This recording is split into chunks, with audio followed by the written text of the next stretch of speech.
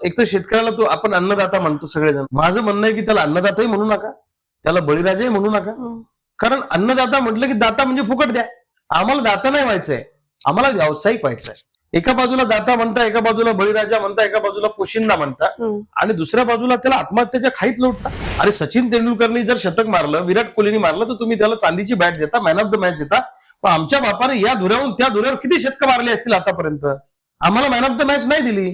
आमच्या आत्महत्या झाल्यावर भिकारण्यासारखा 1 लाखाचा चेक घेऊन जातात, त्याच्यात फोटो सेशन करता. लाजा वाटला पाहिजे राज्यकर्त्यांना. आमच्या गावाकडच्या माणसाला मॉलमध्ये यावंसं वाटतं आणि तुमच्या शहरातल्या माणसाला आमच्या गावाकडची चुलीवरची भाकर खावीशी वाटते. आलं ना आमच्याकडे पुन्हा. पुन्हा गावाच्या दिशेने तुम्ही निघालेलं आहे, पण गावं स्मशान केल्यानंतर येणार आहे का? 55,000 कोटीचा तुम्ही समृद्धी महामार्ग बांधला नागपूर ते मुंबई, आमचा विरोध नाही त्याला.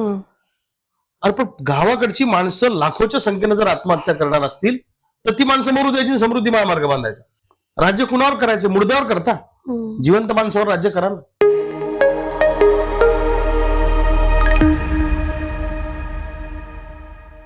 क्रांती केव्हा घडते?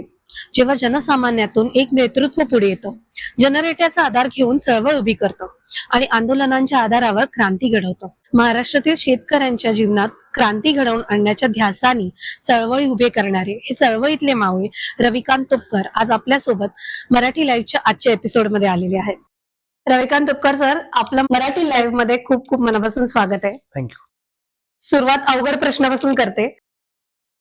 भारत देश म्हणून आणि महाराष्ट्र राज्य म्हणून अधोगतीकडे चाललाय की प्रगतीकडे चाललाय? तुमचं वैयक्तिक मत काय आहे? मला असं वाटतं की या देशामध्ये 2 देश आहेत. एक म्हणजे इंडिया आणि दुसरा म्हणजे भारत. इंडिया म्हणजे मेट्रो सिटीज ज्या आहेत सगळ्या, की जिथे नोकरी करणारे किंवा मेट्रो सिटीमध्ये राहणारे सगळे लोक, त्याला आम्ही इंडिया मानतो. आणि श्रम करणाऱ्या कष्टकऱ्यांचा भारत आहे. हा भारत अधोगतीच्या दिशेने निघालेला आहे. एक विशिष्ट वर्ग श्रीमंत होतो आहे आणि कष्ट करणारा माणूस दिवसेंदिवस गरीब होतो आहे. श्रम करणाऱ्या माणसाला त्याच्या कष्टाचं मोल मिळत नाही. आणि आपण प्रगतीच्या दिशेने चाललो असं कसं म्हणता येईल? या देशामध्ये लाखो कोटींचं कर्ज या देशावर आहे. जेवढं कर्ज 10-12 पंतप्रधानांनी घेतलं असेल तेवढं कर्ज अलीकडच्या 5-10 वर्षात आपल्या देशावर झालेलं आहे. कर्जाने घर बांधल्यावर माणूस श्रीमंत मी आहे असं म्हणायचा त्याला अधिकार नाही, कारण त्याच्यावर कर्ज आहे. आपल्या देशावर प्रचंड कर्ज आहे. महासत्ता होण्याच्या गोष्टी आपण केव्हा केल्या पाहिजे? जेव्हा गावातला शेवटचा माणूस, देशातला शेवटचा माणूस हा सुखाने आणि सन्मानाने जगेल, तेव्हा हा देश खऱ्या अर्थानं प्रगतीच्या दिशेने आहे असं आपण म्हटलं पाहिजे. या देशामध्ये कष्ट करणारा, श्रम करणारा शेतकरी जर आत्महत्या करत असेल तर कुठल्या प्रगतीच्या गोष्टी आपण करतो आणि कुठल्या आपण महासत्तेच्या गोष्टी करतो? रोड, रस्ते, डांबर, समृद्धी महामार्ग, मॉल म्हणजे विकास नाही. खऱ्या अर्थानं या देशातल्या माणसाला सुखानं आणि सन्मानानं जगता आलं पाहिजे. त्याला प्राथमिक सुविधा मिळाल्या पाहिजे. शैक्षणिक दृष्ट्या माणूस म्हणून या देशामध्ये जेव्हा आपल्याला जगता येईल तेव्हा हा देश प्रगतीच्या दिशेने जाईल असं माझं मत आहे. खरं तर याला लागूनच मला पुढे विचारणार होते मी, पण IPLचे आता ऑप्शन झाले, 20-20 कोटींना आपण खेळाडू विकत घेतोय आणि इथे गावातल्या ठिकाणी किंवा ग्रामीण भागात 20,000 रुपयाच्या कर्जासाठी जेव्हा शेतकरी आत्महत्या करतोय, तर ही एवढी प्रचंड आर्थिक दरी ही कशी निर्माण झाली आपल्याकडे आणि आपण ती होऊ का दिलीये? नाही, मुळामध्ये आर्थिक विषमतावाद दिवसेंदिवस फोपावत चाललेला आहे. आम्ही नेहमी सांगतो की भारताची आणि इंडियाची तुलना करताना की भारतामध्ये, इंडियामध्ये एक माणूस काम करतो, पूर्ण घर आहे तर बसून खातो. एक नोकरीवाला काम करतो, सगळं घरदार तो पोचतो. त्याच्या घरात छान छान गोष्टी आहेत, त्याच्या मुलांना सगळ्या सुविधा आहेत. इकडे जर तुम्ही भारतात आलात तर भारतामध्ये बाप काम करतो, माय काम करते, म्हातारा काम करतं, म्हातारी काम करते, कुत्रं राखण करतं, लहान पोरं सुद्धा शेतातल्या माणसाच्या भाकरी घेऊन आम्ही शेतात जातो. एवढी माणसं गाभाड कष्ट करत असताना आज आत्महत्या आम्ही का करतो? गरिबी नावाची अवदसा आमच्या घरात का आली? ती श्रीमंतांच्या घरात का गेली नाही? हे का झालं? हा आर्थिक विषमतावाद दिवसेंदिवस वाढत चाललेला आहे. म्हणजे आम्ही शाळेत असताना शिक्षकांनी आम्हाला शिकवलं होतं की गुणाकार झाला की माणूस श्रीमंत होत असतो आणि वजाबाकी झाली की माणूस गरीब होत असतो किंवा कमी होत असते संख्या. टाटा बिर्ला अंबानीच्या कारखान्यात जर 1 किलोचं लोखंड घातलं तर 1.25 किलोची वस्तू तयार होऊन बाहेर येते. तिथं वजाबाकी होते, घर्षण होतं. आणि आमच्या बापाच्या शेतकऱ्याच्या कारखान्यामध्ये जर 1 किलो सोयाबीन टाकली तर आम्ही 100 किलो आणण्याची ताकद ठेवतो. गुणाकार करणारा आमचा बाप आज आत्महत्येच्या दिशेने आहे आणि वजाबाकी करणारा टाटा बिर्ला मात्र विमानानं हेलिकॉप्टरनं फिरतो आहे. हम्म. ही या देशातली दुरावस्था जी झालेली आहे निव्वळ आणि निव्वळ राज्यकर्त्यांच्या चुकीच्या धोरणामुळे झालेली आहे. राज्यकर्त्यांनाच हा विषमतावाद तयार करायचा आहे हम्म. आणि विशिष्ट मतदारांचे लाड करण्यासाठी, विशिष्ट समूहाचे लाड करण्यासाठी त्यांना जे जे लागतं ते द्यायचं आणि गावखेड्यातली माणसं गुलाम करायची. गुलाम माणसं भीक मागत असतात, ती हक्क मागत नसतात. अशा पद्धतीनं कष्ट करणाऱ्या लोकांचा एक वेगळा देश तयार करायचा आणि ऐक खाऊनचा एक वेगळा देश तयार करायचा असा पॅटर्न सरकारने आणलेला आहे आणि भांडवलदारांच्या घशात हे सगळं नेऊन घालायचं आहे. हम्म. पुन्हा एकदा हा देश पारतंत्र्यात नेऊन घालायचा कंपन्यांच्या दबावाखाली, कंपन्यांच्या प्रेशर खाली हा देश भांडवलशाही पद्धतीनं, जसं ईस्ट इंडिया कंपनी आली, इंग्रज आपल्या देशामध्ये आले आणि त्यांनी हा देश काबीज केला. तेव्हा तशी स्वातंत्र्याची लढाई झाली. पुन्हा एकदा या ज्यांच्या ताब्यात आता हा देश भांडवलशाही भांडवलदारांच्या ताब्यात, कंपन्यांच्या ताब्यात देणार आहे, त्यांच्या विरोधात पुन्हा एकदा पुढच्या पिढीला स्वातंत्र्याची लढाई लढवावी लागेल. बरोबर आहे. मला प्रश्न हा नेहमी पडलेला आहे लहानपणापासून की निबंध काय असायचे, भारत हा कृषी प्रधान देश आहे. तर कृषी प्रधान देश म्हणजे कृषी किंवा शेती हा इथला मूळ गाभा आहे या देशाचा. तरी आज इथला मग किंग जो आहे तो शेतकरी असायला हवा होता, पण परिस्थिती अगदी उलट दिसते. मग ही परिस्थिती होण्याचं काय कारण आहे की शेतकरी कायम एका रसातळालाच राहिला किंवा त्याला उठूच दिलं जात नाहीये किंवा त्याला काय म्हणतो किंग बनणं तर फार नंतरची गोष्ट आहे, त्याला त्याचे बेसिक मूलभूत अधिकारही मिळत नाहीयेत, बेसिक मूलभूत त्याच्या गरजाही पूर्ण होत नाहीयेत. तर काय कारण असावं याचं? नाही, याचं कारण असं आहे की एक तर शेतकऱ्याला तो आपण अन्नदाता म्हणतो सगळेजण, अन्नदाता, पोशिंदा, बळीराजा. माझं म्हणणं आहे की त्याला अन्नदाताही म्हणू नका, त्याला बळीराजाही म्हणू नका. कारण अन्नदाता म्हटलं की दाता म्हणजे फुकट द्या. दाताचा अर्थ काय होतो? फुकट वाटा. आम्हाला दाता नाही व्हायचंय, आम्हाला व्यावसायिक व्हायचंय. बरोबर. आम्ही इतकं लावलं, इतकं काढलं आणि इतका नफा आम्हाला मिळाला पाहिजे. एका बाजूला दाता म्हणता, एका बाजूला बळीराजा म्हणता, एका बाजूला पोशिंदा म्हणता आणि दुसऱ्या बाजूला त्याला आत्महत्येच्या खाईत लोटता. हे काय आहे?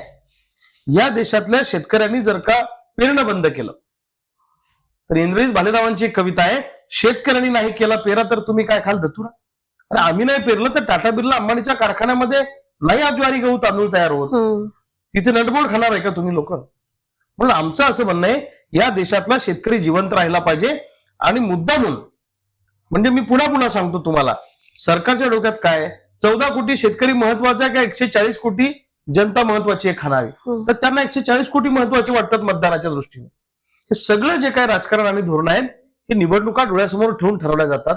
या महाराष्ट्रामध्ये 12 कोटी जनतेमध्ये 2.5 कोटी शेतकरी महत्वाचा आहे की 10 कोटी खाणारा माणूस महत्वाचा आहे, ग्राहक महत्वाचा आहे? त्यांना ग्राहक महत्वाचा वाटतो.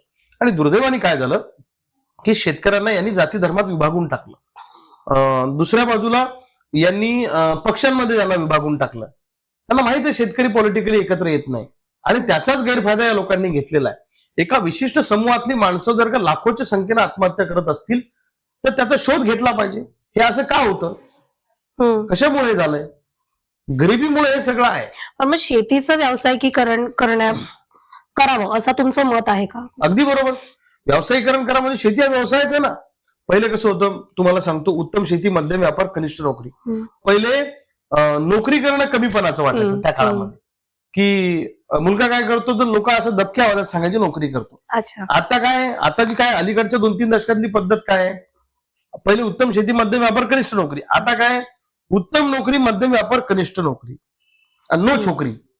म्हणजे शेती करणाऱ्याला मुलगी मिळणार नाही अशी अवस्था आहे. मग हे का झालं? कारण राज्यकर्त्यांनी शेतकऱ्यांना अजून गरिबीमध्ये लोटलं, त्यांच्याकडनं पिकून घेतलं. एक काळ असा होता की या देशामध्ये मिलोचं अन्न आणून आम्ही खाल्लं, डुकराला खायचं अन्न आम्हाला खावं लागायचं, उत्पादन नव्हतं एवढं. पण आमच्या देशातल्या शेतकऱ्यांनी एवढी मेहनत घेतली, एवढी हरित क्रांती केली लालबहादूर शास्त्रीच्या काळानंतर, आणि या देशामध्ये अजूनही 5-10 वर्ष शेती नाही केली तर अन्नधान्य पुरू शकते एवढं अन्नधान्याची कोठार भरलेली आहेत. मग एवढं उत्पादन केल्यावर आमच्या वाट्याला काय आलं? एंडोसल्फानचा डब्बा. अरे सचिन तेंडुलकरनी जर शतक मारलं, विराट कोहलीने मारलं तर तुम्ही त्याला चांदीची बॅट देता, मॅन ऑफ द मॅच देता. पण आमच्या बापाने या धुऱ्याहून त्या धुऱ्यावर किती शतकं मारली असतील आतापर्यंत? तुम्ही कधी काही त्याचा विचार केलाय का? आम्हाला मॅन ऑफ द मॅच नाही दिली. आमच्या आत्महत्या झाल्यावर भिकारण्यासारखा 1 लाखाचा चेक घेऊन जातात, त्याच्यात फोटो सेशन करता. लाजा वाटला पाहिजे राज्यकर्त्यांना. शेतकऱ्याला मारून हा देश तुम्ही तगू शकत नाही. एक काळ असा होता की आपल्याला तेल आयात करायची वेळ नव्हती. आज 1.25 लाख कोटी रुपयाचं तेल आपण आयात करतो. तेलबिया उत्पादक शेतकऱ्यांची संख्या कमी झालेली आहे.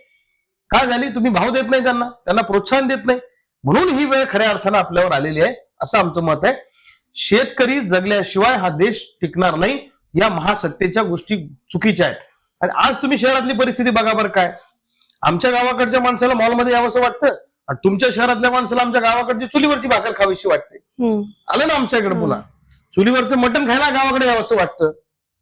आणि गाईच्या खालचं दूध म्हणजे ओरिजिनल ताजं दूध प्यायला तुम्ही गावाकडे 25 किलोमीटर गाडी घेऊन येता आमच्याकडे. पुन्हा गावाच्या दिशेने तुम्ही निघालेला आहे. पण गावं स्मशान केल्यानंतर येणार आहे का? आज गावांमधली अवस्था एवढी वाईट आहे की स्मशानभूमीसारखी गावं झालेली आहेत. चेहरे बघू शकत नाही. व्हेंटिलेटरवर ठेवलेल्या पेशंटची जी अवस्था असते ना ती अवस्था गावखेड्यातल्या शेतकऱ्यांची आहे. आम्ही दिवाळीत आमच्या लेकराला कपडे घेऊ शकत नाही. आम्ही आमच्या लेकराला चांगल्या शाळेत टाकू शकत नाही. आम्ही आमच्या आईला दवाखान्यात नेऊ शकत नाही. आम्ही आमच्या वडिलांना दवाखान्यात नेऊ शकत नाही. ही जर अवस्था आमची असेल तर आम्ही जगायचं कशासाठी? आम्ही शेतकऱ्यांनी कुणासाठी हे करायचं? तुम्हाला म्हणजे सगळ्या राज्यकर्त्यांना शहरातल्या लोकांना छान छान वाटतं. मॉलमध्ये गेल्यावर शहरातले लोक भाव करत नाही. बिअर बारमध्ये गेल्यावर भाव करत नाही. पबमध्ये गेल्यावर भाव करत नाही. आणि आमचं भाजीपाला म्हणतात मेथीची जुडी 10 रुपयाला तर ती 2 देता का तुम्ही आम्हाला? टोमॅटोचे भाव वाढले की लगेच दंगा होतो. कांद्याचे भाव वाढले की लगेच दंगा होतो. म्हणजे आमचं जगणं मान्य करणार आहे की नाही करणार आहे? आणि मी तुम्हाला सांगतो अशाच पद्धतीनं जर का राज्यकर्ते शेतकऱ्यांच्या विरोधातले धोरणं राबवणार असतील तर शेतकऱ्यांचे पोरं उद्या हातात बंदुका घेतील, उद्या तलवारी घेतील आणि या देशामध्ये अराजकता माजेल. लक्षात ठेवा. पुढची लढाई भारत पाकिस्तान नाही. पुढची लढाई इंडिया विरुद्ध भारताची आहे. कारण एक भाऊ सोन्याच्या ताटात खाणार आहे आणि एक भाऊ उपाशी मरणार आहे.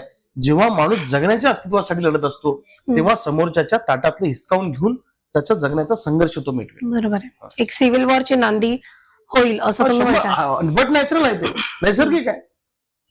पण मग अशा वेळी गावातल्या ग्रामीण भागातचे शेतकरी किंवा शेती आता पुरत नाहीये, मग शेती पूरक काहीतरी करावं अशी संकल्पना येत नाहीये का? किंवा त्यावर सरकार काही काम करत नाहीये का? आणि शेती पुरत नाही असं नाही. सरकारच्या धोरणामुळे ही वेळ आमच्यावर आलेली आहे. बघा, आम्ही 1 किलो टाकलं की आम्ही अर्धा किलो नाही आणलं ना. आम्ही 1 किलो टाकलं की 100 किलो आणलं. म्हणजे उत्पादन वाढवलं की नाही. आता समजा तुम्ही एखादा मोबाईल घेतला, तो मोबाईलची किंमत 50,000 रुपये, तर तो मोबाईल कमीत कमी बनत असेल 10-20,000 रुपयाला, 20-25,000 रुपयाला. तो दिल्लीहून किंवा एखाद्या प्रोडक्शन जिथे ओढतं तिथून येत असेल गावाकडं दुकानापर्यंत, तर ते सगळ्यांचं कमिशन घेत घेत घेत घेत तिथपर्यंत येत असेल. मालकाला किमान 10,000 रुपये राहत असतील. आमचं उलट आहे ना. आम्ही लावतो 50,000 आणि आणतो 10,000. कसं जगणार आहे आम्ही? आणि शेतीपूरक व्यवसाय केला पाहिजे हे ठीक आहे विपरीत परिस्थितीमध्ये, पण आम्हाला गरजच काय? माझं म्हणणं आहे की कलेक्टरला सांगितलं का तुम्ही एखाद्या की तुला 2 लाख रुपये पगार आहे, तुझ्या बायकोला म्हशी घेऊन देतो आम्ही, पूरक व्यवसाय कर म्हणून? असं झालंय का कधी? काय एखाद्या तहसीलदाराच्या बायकोला सांगितलं तुमच्यावर खूप गरिबी आहे, तुम्हाला 1.5 लाख पगार आहे, तर तुम्ही पण जरा गाई म्हशी घ्या, कोंबड्या घ्या. गाई म्हशी कोंबड्या बकऱ्या आम्हाला शेतकऱ्यांना सांगता घ्यायला. मग शहरात तुम्ही का नाही करत ते? शेतीपूरक व्यवसाय केला पाहिजे विपरीत परिस्थिती, त्याला आमचा विरोध नाही. पण आमचा मूळ व्यवसाय शेती आहे ना. आम्ही कच्चा माल पिकवतो ना. म्हणजे बटाटे आम्ही पिकवायचे आणि हल्दीरामवाल्याने हेलिकॉप्टरला फिरायचे.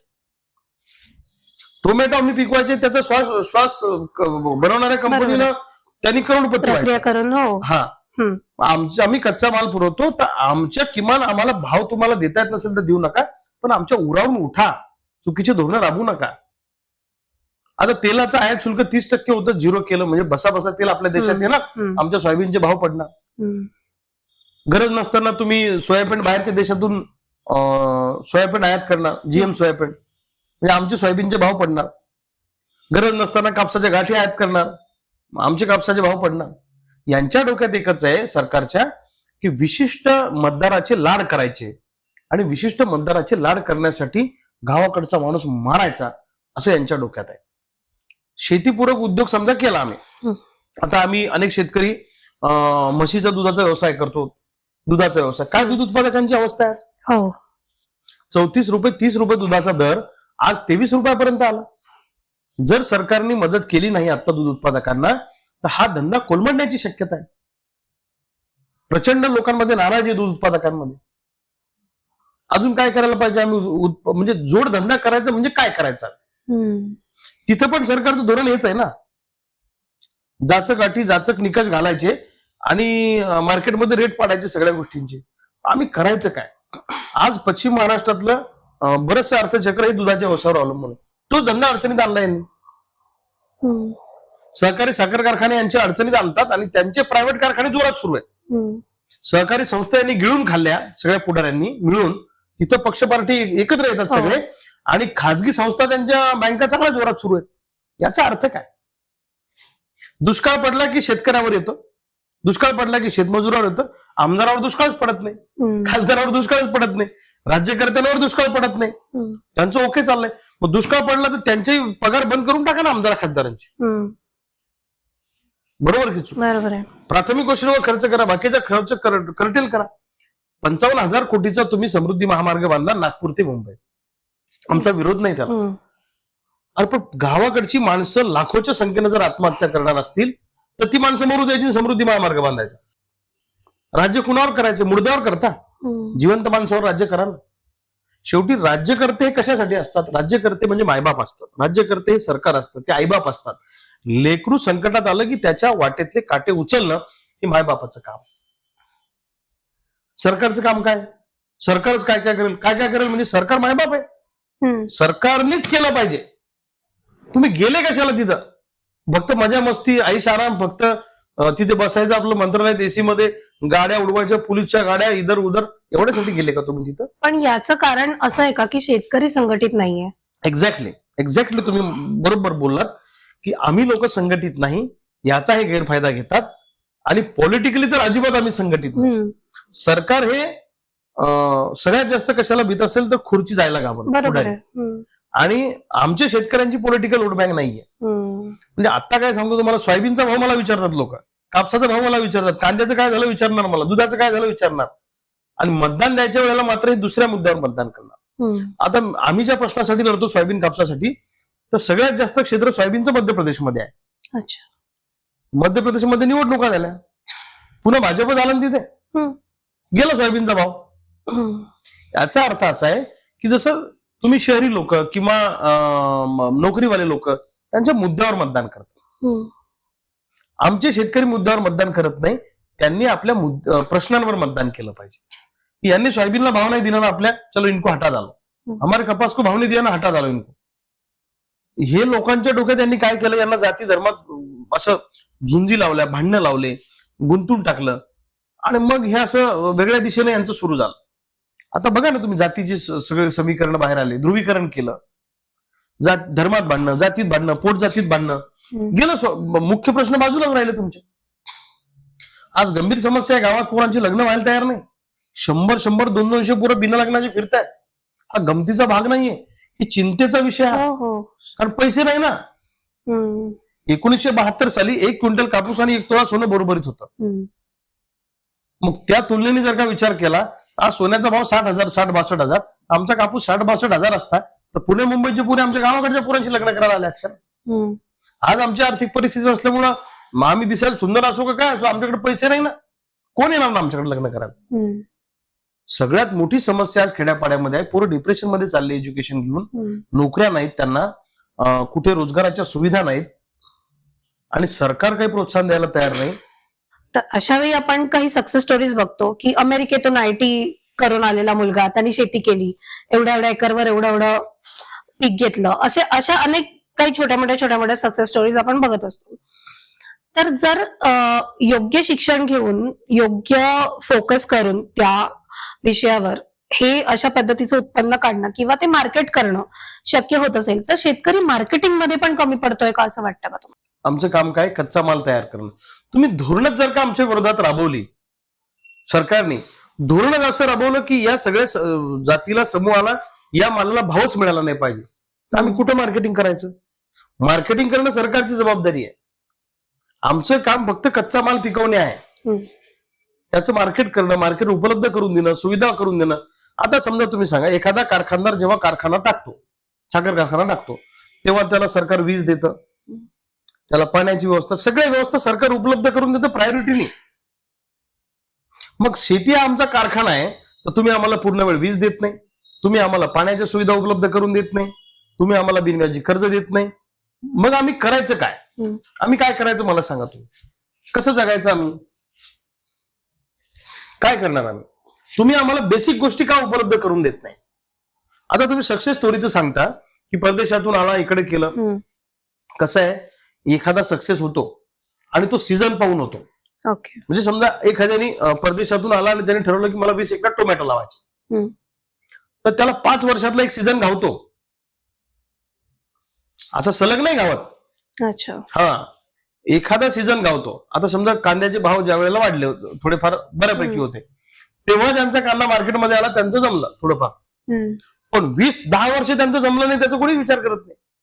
बरोबर. आणि मग तेवढीच एक स्टोरी घेऊन आपण चालतो की नाही नाही, याला कांद्याला भाव मिळाला, याला टोमॅटोला भाव मिळाला. माझं असं स्पष्ट म्हणणं आहे, निव्वळ शेती करणारा जो शेतकरी असेल की जो कशावरच अवलंबून नाहीये, नोकरी बिकरी त्याला काही नाही, प्युअर शेती करावी त्या माणसाने, आणि त्यांनी शेती नफ्यात आहे असं सांगावं. मी चॅलेंज देऊन सांगतो, शक्य नाही, इम्पॉसिबल आहे.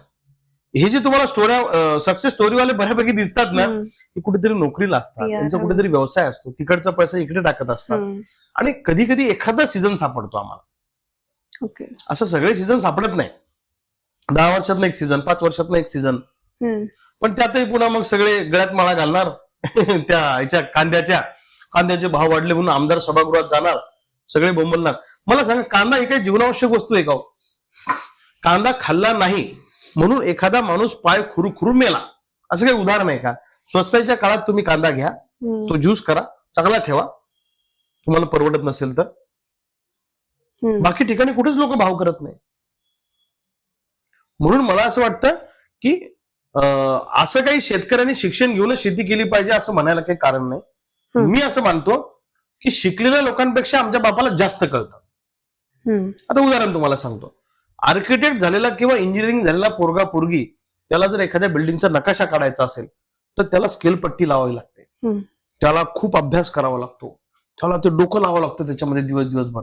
पण आमच्या बापाला जर तुम्ही सांगितलं या धुऱ्यावरून त्या धुऱ्यावर तास काढायचं, तर नो स्केल पट्टी, नो दोरी, नो काय, असं सरळ तास निघतं आमचं, एकदम सरळ. कोणत्या सीझन मध्ये पाऊस कधी येणार, काय येणार, सगळा निसर्गाचा अंदाज आमच्या बापाला आहे. एखाद्या म्हणजे शिक्षणाच्या बाबतीत आमचं शिक्षण कमी असेल डिग्रीवालं, पण आमचा बाप आहे आमच्या क्षेत्रामध्ये. एखाद्या प्राध्यापकाला चांगलं अर्थशास्त्र शिकवता येत असेल, एखाद्या विमान चालवणाऱ्याला चांगलं विमान चालवता येत असेल, पण त्याला आमच्या म्हशीचं शेण नाही काढता येत नाही गावाकडे येऊन, तो आमच्या क्षेत्रात तो अडाणी आहे. पण मग हे जे स्किल आहे, जे वर्षानुवर्ष शेती करत आलेत आणि आता जे सिनियर आहेत त्यांच्याकडे हे स्किल आहे, पण हे स्किल पुढच्या पिढीला हवंय की नकोय? मला हा प्रश्न होता माझा की ग्रामीण भागातला तरुण जो आहे, विशेषतः विदर्भ मराठवाड्यातला जो तरुण, त्याला असं वाटतंय का की आपल्या बापाचे हाल बघितले, आता आपण शेती करावी की नाही करावी हा विचार पडतोय. हे स्किल आपण घ्यावं की नाही घ्यावं, की शहराकडे जाऊन आपलं शिकावं 4 बुक आणि नोकरी करावी, व्यवसाय करावा, शेती राहू दे, हा विचार आहे की काय विचार आहे नक्की? ग्रामीण भागातली पोरं शेतीत जायला तयार नाहीत आणि त्यांची काही चूक नाही हे मानणारा मी आहे. जर तुमच्या बापाचे हाल डोळ्याने दिसत असतील, आईचे हाल दिसत असतील, प्रचंड कष्ट दिसत असतील, आउटपुट 0 दिसत असेल, तर मराठी शेती कराल का ते? तिथं जाईल ना पुणे मुंबई 4,000ची 5,000ची 10,000ची नोकरी शोधेल ना तो. म्हणजे आई वडिलाचे कष्ट, आजोबाचे कष्ट जर त्यांनी डोळ्यांनी बघितले आणि त्याच्यातलं आउटपुट 0 आहे आणि कर्जाचा डोंगर वाढत चाललाय, तो शेतीत जाणारच नाही ना. आज शेतीतून बाहेर पडणाऱ्यांची संख्या वाढत चालली ना, मग का चालली ही संख्या? आता मला सांगा, अशाच पद्धतीनं जर हे होत राहिलं आणि नवीन पिढी शेतीतनं बाहेर पडत राहिली तर राज्यकर्ते किती आयात करणार आहेत? किती गोष्टी तुम्ही आयात करणार? हाच प्रश्न आहे. हा, म्हणून आमचं असं म्हणणं आहे की नवीन पिढीला जर तुम्हाला शेतीमध्ये गुंतवायचं असेल तर शेती हा एक स्वतंत्र सब्जेक्ट आहे, शेती हा एक स्वतंत्र व्यवसाय आहे.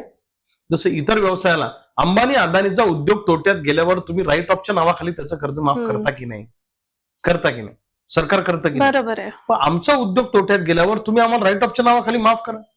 आम्ही राष्ट्राला संपन्न करण्याचं काम करतो, त्या देशाला वाचवण्याचं काम आम्ही करतो. आम्ही काय अन्नधान्य घेतलं ना आमच्या लेकरांच्या तोंडात घालतो सगळंच काय असं नाही, गरजेपुरतं खातो, बाकीचं आम्ही राष्ट्रासाठी अर्पण करतो.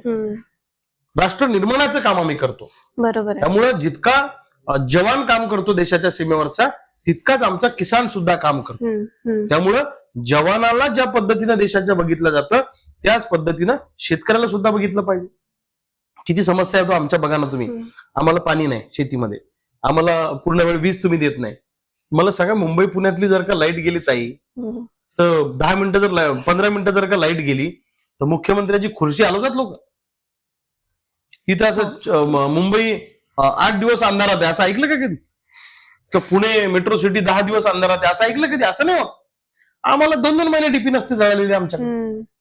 आम्हाला लाईन नाही, आम्ही शेतकरी आहे ना.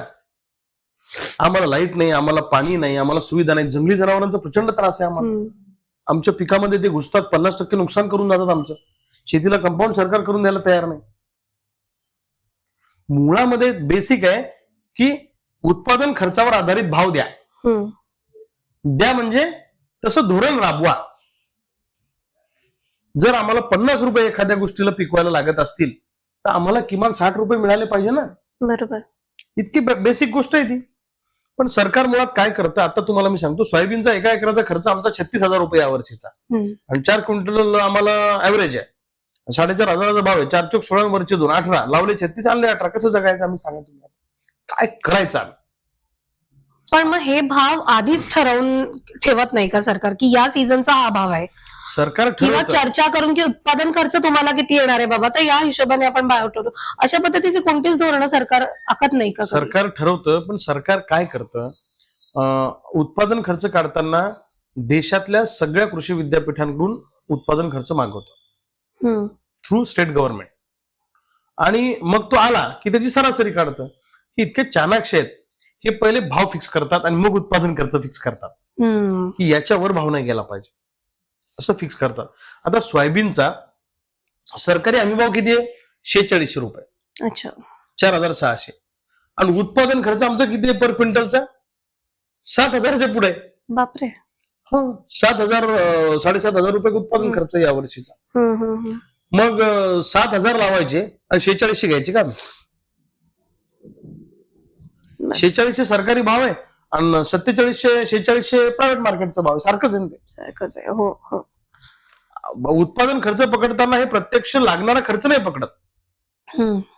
खूप कर्टेल कमी कमी पकडतात एकदम. त्यांना फक्त आकड्यांचा खेळ जुळवायचा असतो. तेच तर आम्ही सरकारला, राज्य सरकारला आणि केंद्र सरकारला सांगितलं की उत्पादन खर्च प्रत्यक्ष बांधावरचा पकडा, मग त्याच्यात नफा पकडा. बरोबर. पण हे करत नाही करत. बरोबर आहे. हे तर राजकीय संकट आहे. पण जेव्हा आसमानी संकट तुमच्यावर येतं, जेव्हा नैसर्गिक आपत्ती येते, मग त्यावेळी म्हणजे आधीच शेतीचा बोजवारा उडालेला असतो, त्यात आणखी नैसर्गिक संकट आल्यानंतर तेव्हाची परिस्थिती काय होते? नाही, मुळामध्ये स्वर्गीय शरद जोशी साहेबांनी प्रचंड हयात घातली शेतकरी चळवळीमध्ये, आणि त्याच विद्यापीठातले आम्ही सगळे लोक आहोत शेतकरी चळवळीत काम करणारे, बऱ्यापैकी उजव्या विचाराचे.